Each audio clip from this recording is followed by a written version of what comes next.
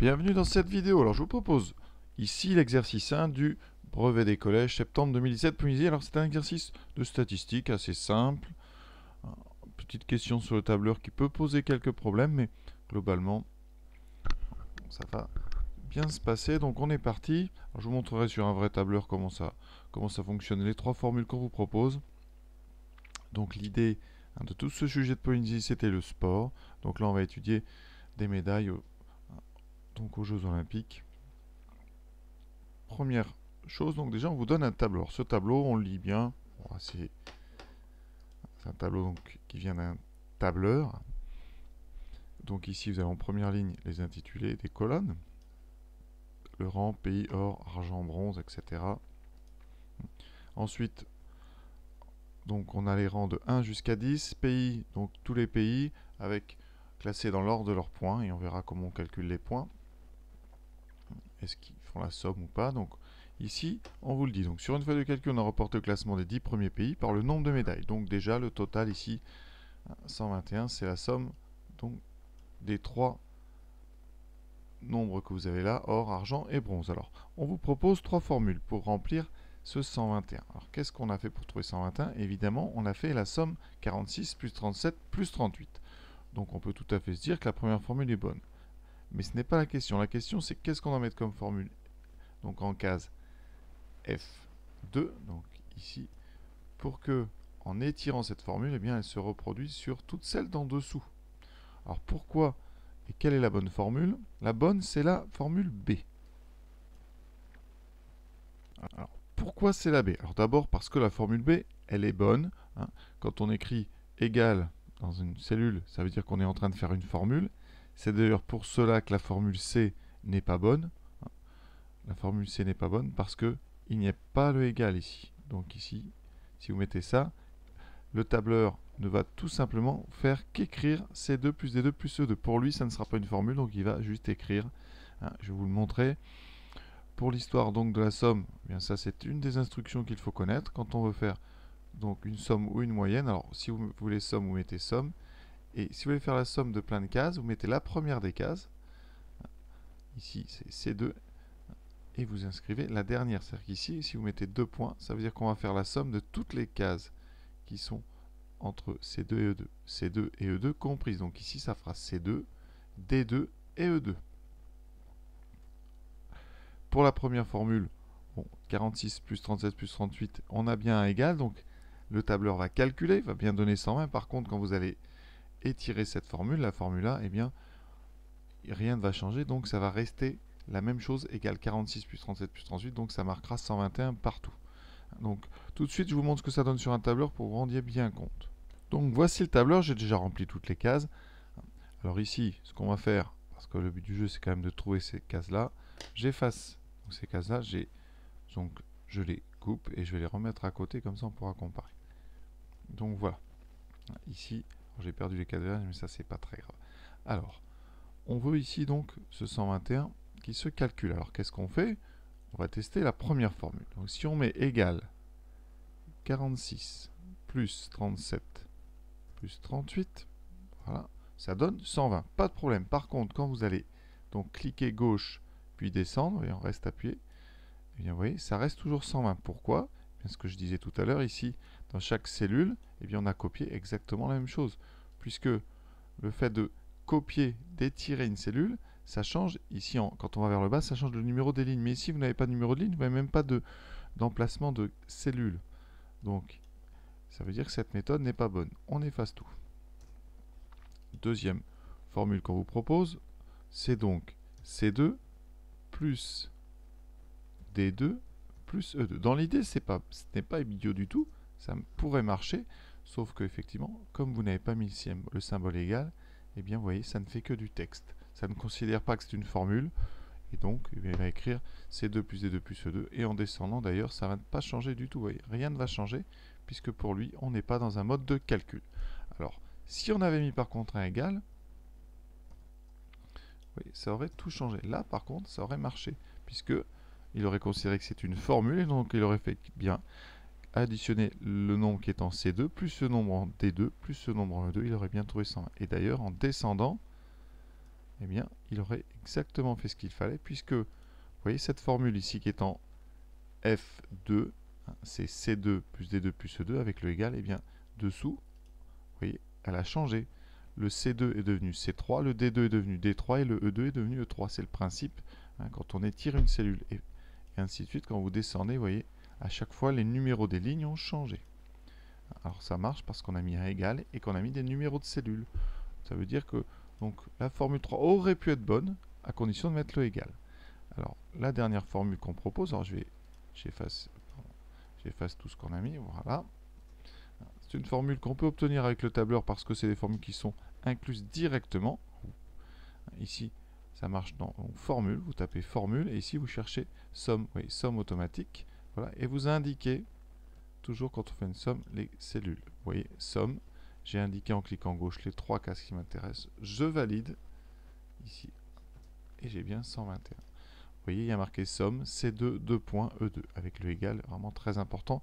Quand on va étirer une première fois, vous voyez, ça a changé parce que, regardez bien, je vais cliquer dans la case F3. Eh bien, on a maintenant somme C3E3. Vous voyez, en descendant, le 2 s'est transformé en 3. Donc voilà, et en étirant, ça marche très bien. Donc voilà, la réponse, donc je n'enregistre pas. La réponse, c'est donc la formule B, hein, parce qu'on a tout ce qu'il faut, on a le égal et la bonne instruction. Alors, on observe la série des nombres de médailles d'or dans ces 10 pays. Quelle est l'étendue? Quelle est la moyenne? Alors, première chose, on nous parle de la série des nombres de médailles d'or. Donc là, c'est très attention parce qu'il y a plein de colonnes. Donc, on va essayer de ne pas mélanger. Donc, nous, on nous parle de la colonne or, hein, celle-ci. D'accord? Je la mets bien en évidence pour ne pas se tromper. Et on vous parle de l'étendue. Alors, ça, vous ne savez pas, c'est du cours. L'étendue, c'est la différence entre la plus grande valeur et la plus petite. Donc, l'étendue, que je noterai avec un petit e, c'est donc plus grande valeur,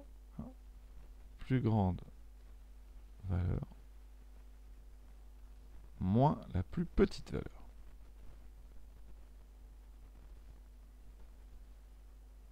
Ici, c'est donc classé dans l'ordre, c'est 46 moins 8, ce qui donne 38. Vous voyez, donc ça c'est à connaître, hein. Plus grande valeur, moins plus petite valeur. Maintenant, quelle est la moyenne de cette série? Eh bien, on va faire le calcul. Comment calcule-t-on une moyenne? Alors, la moyenne, ça vous servira l'an prochain en seconde. On la note en général x bar. Si la série des valeurs s'appelle une série avec des x. Si c'est y, ça sera y bar. Donc en général, on met un x avec une barre. Donc ici, comment fait-on une moyenne? Eh bien, on fait la somme, ici, la somme de tous les nombres de médailles, et on va diviser par le nombre total de pays. Donc, ça veut dire qu'on va faire 46, plus 27, plus 26, plus 19, et tous les nombres qui sont dans la colonne, on les ajoute, plus 8, et on divise par le nombre total de nombres que vous avez dans cette liste, c'est-à-dire 10 nombres. Là, on prend une machine, on ajoute tout ça. Vous voyez que la somme donne 182, donc on fait 182 divisé par 10. 182 divisé par 10, ce qui donne ici donc 18,2. Donc on a en moyenne 18,2 médailles par pays. D'accord? Alors, il existe dans vos calculatrices un mode statistique. Donc ici, vous voyez, je vais vous montrer comment ça fonctionne. On va dans statistiques et on écrit, vous avez une liste, on va écrire en liste 1 tous les nombres des médailles. Donc 46, on valide. Et vous voyez qu'on écrit ça en colonne, exactement comme dans le tableau. 26, 19, 12, j'ai oublié le 17, pardon. Donc on va remonter, ça c'est facile, voyez, on remonte. On écrit 17 à la place, c'est le 5e nombre de la liste, vous voyez, très simple, il y a marqué ici L1, 6, c'est le 6e nombre de la liste 1, donc liste 1, c'est donc le 6e, c'est 12, on va essayer de ne pas perdre le fil, voilà, ensuite 10, 9, 8 et 8. Donc voilà, là on a rentré donc toute notre liste, on a bien 10 éléments dans cette liste. Ensuite, on peut aller dans le mode de calcul statistique qui est juste au-dessus, donc on fait seconde, calcul statistique, et là on est sur des statistiques à une variable.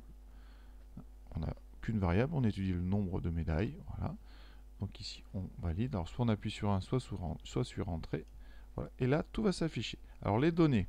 Donc, on a la liste 1, c'est la liste où sont rentrés nos nombres de médailles. Ici, l'effectif, ça par exemple, ça peut servir quand vous avez des coefficients. Si vous faites des moyennes avec des coefficients. Ici, on n'a pas de coefficient. Chaque pays ne compte que pour 1. Donc, effectif, on met 1. Et on n'a plus qu'à valider. Donc, on descend. Voilà. On arrive sur calcul. Et on n'a plus qu'à entrer. Et tout va s'afficher. Ici, donc, vous avez n égale 10. Le nombre de données, on a bien 10 données. X bar, vous voyez, cette fameuse notation qui donne la moyenne. Donc, 18,2. Et on vous donne d'ailleurs la médiane. Voilà, le quartile 1, le quartile 3 et l'étendue. D'ailleurs, pour ceux qui ne savent pas faire l'étendue, vous voyez, on retrouve le 38. Donc ça peut être très très utile lors de l'épreuve. Hein, ça, vraiment, ça peut vous sauver. Valeur minimale, valeur maximale. Ça, c'est la somme des x. Voilà. Vous avez aussi la somme des carrés. Bon, ça, c'est pas très utile pour vous, les écarts types, mais vous verrez ça plus tard dans vos études. Donc voilà comment la calculatrice peut vous sauver. En tout cas, si vous avez une TI collège. Alors maintenant, quel est le pourcentage de médailles d'or remportées par la France par rapport à son nombre total de médailles? Et on arrondit au dixième de pourcent. Alors, quelles informations nous intéressent d'abord dans le tableau? Donc le pourcentage d'or des médailles de la France par rapport à, justement au nombre total de médailles de la France. Donc ici, tout ce qui va se passer, c'est sur cette ligne. D'accord? Donc, qu'est-ce qu'on a? On nous demande donc le nombre de médailles d'or. Donc on a 10 médailles d'or. Vous voyez bien, c'est écrit 10 dans la colonne or et France. Et ensuite, sur un total de 42. Sur 42 au total. Donc, si on veut, eh bien, un pourcentage, c'est une proportion. D'accord? Donc, pourcentage de médailles d'or en France. Ça sera donc 10 sur les 42. Alors, avant de passer à la machine, on peut déjà simplifier. Donc, 10, c'est 2 fois 5. Et 42, c'est 2 fois 21. Donc en simplifiant par 2, il reste 5 sur 21. Là, on prend la calculatrice. Voilà. On ressort du mode. On était en mode statistique. On ressort en utilisant quitter ici. Donc seconde quitter. Et maintenant, on écrit donc 5 divisé par 21. Et on va arrondir au dixième. Donc dixième de pourcent. Donc attention, le dixième de pourcent. Qu'est-ce que c'est? Nous, on va d'abord écrire, on va en garder 4 ou 5, ça je vais vous montrer ce que c'est. Donc là, je vais garder 0,23809. Donc 0,230, ici 3809. Qu'est-ce qu'on doit garder comme arrondi? Alors, dizaine de pourcent. Si je me mets en pourcent, vous voyez, j'aurai donc à peu près 23,809%. Parce que pour se mettre en pourcent, on multiplie donc par 100. Et on rajoute le symbole pourcent. Donc ici, si je veux être en dixième de pourcent, le dixième de pourcent, c'est donc ce 8. Ça veut dire que je dois couper ici. Donc je dois garder, eh bien dans mon calcul, 3 chiffres après virgule. Donc ici, le pourcentage d'or, c'est donc 0, à peu près un 0,238, ce qui me donne bien 23,8%. On a bien un arrondi au dixième de pourcent. D'accord? Ça c'est important. Le dixième, c'est le premier chiffre après la virgule. Question 4. Le classement Jeux Olympiques s'établit selon le nombre de médailles d'or obtenues et non selon le nombre total. Pour cette raison, la France, avec 42 médailles, se retrouve derrière le Japon, qui n'en a que 41. En observant l'Italie et l'Australie, établir la règle de classement en cas d'égalité sur le nombre de médailles d'or. Alors, le classement Jeux Olympiques s'établit selon le nombre de médailles d'or et non selon le nombre total. Pourquoi dit-on ça? Parce que vous pouvez regarder, par exemple, la dernière colonne, il se passe des choses étranges. On a des nombres qui ne sont pas dans l'ordre. Par exemple, ici, on a 67, puis on a 70. D'accord? Ça veut dire que eh bien, la Chine a plus de points que la Grande-Bretagne, mais elle est derrière. On va expliquer pourquoi. Pourquoi? C'est marqué dans le texte parce qu'on fait d'abord un classement selon les nombres de médailles d'or. Donc effectivement, la Grande-Bretagne ici a 27 médailles d'or, la Chine n'en a que 26, donc la Grande-Bretagne est devant, quel que soit le nombre des autres médailles. Donc, connaissant ça, on peut retrouver aussi une deuxième chose. Pareil, vous avez 42 ici, 41, pour la même raison, parce que l'Allemagne, eh bien, elle a 17 médailles d'or, et le Japon n'en a que 12. Voilà. Alors maintenant, on vous demande eh bien, la règle de classement en cas d'égalité sur le nombre de médailles d'or. Donc on prend deux pays qui ont le même nombre de médailles. Alors dans la liste, il n'y en a pas tant que ça. Effectivement, il y a l'Italie et l'Australie, qui ont toutes les deux 8 médailles d'or. Et vous voyez que l'Italie est avant l'Australie. Pourquoi? Eh bien, la réponse est très simple. Donc, premièrement, on regarde d'abord on regarde d'abord le nombre de médailles d'or, donc ça vous avez bien compris, hein, le nombre de médailles d'or. Voilà. En cas d'égalité, et c'est là que nous permet donc, c'est-à-dire la comparaison Italie-Australie va nous permettre de répondre. Qu'est-ce qui se passe après? On va regarder tout simplement les médailles d'argent. En médailles d'argent, vous avez 12 médailles d'argent pour l'Italie et seulement 11 pour l'Australie. Le bronze, lui, est inversé. Il y a plus de bronze en Australie qu'en Italie. Et comme l'Australie est devant, on devine très vite que c'est une fois qu'on a fait l'argent, c'est les médailles. Une fois qu'on a fait l'or, c'est les médailles d'argent qui vont servir à départager. Donc ici, en cas d'égalité, eh bien on regarde les médailles d'argent. On regarde l'argent. Le pays qui en a le plus sera devant celui qui en a moins. Et en cas d'égalité avec l'argent, eh bien vous avez bien compris, on va regarder le bronze. Et si tout est pareil, eh bien les deux pays seront à égalité. Et donc ils auront forcément le même nombre de points.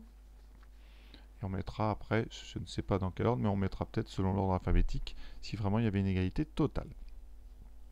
5e question.